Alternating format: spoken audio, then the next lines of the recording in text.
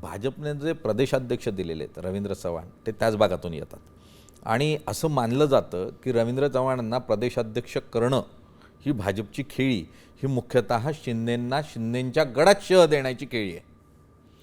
बघा, एक गोष्ट मी तुम्हाला सांगतो. मंत्री म्हणून रवींद्र चव्हाण गेली 5 वर्ष काम करत होते.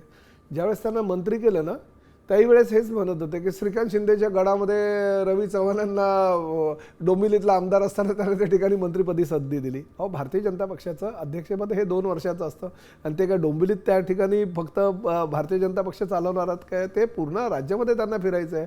आणि रवींद्र चव्हाण अतिशय कार्यक्षम आणि मेहनत करणारा व्यक्ती म्हणून भारतीय जनता पक्ष नव्हे तर आमच्यामध्ये सुद्धा परिचित आहेत. त्यामुळे ते काय कल्याण लोकसभा मतदारसंघ किंवा ठाणे लोकसभापर्यंत मर्यादित असलेले ते प्रदेशाध्यक्ष नाही आहे. ते राज्याचे प्रदेशाध्यक्ष आणि संघटना वाढीसाठी सर्वसामान्य कार्यकर्त्याला देवेंद्रजींच्या माध्यमातून न्याय मिळालेला आहे. त्यामुळे त्या जे त्यांना पद मिळालं त्याचा यश त्यांना निश्चितपणे चांगलं प्राप्त होईल.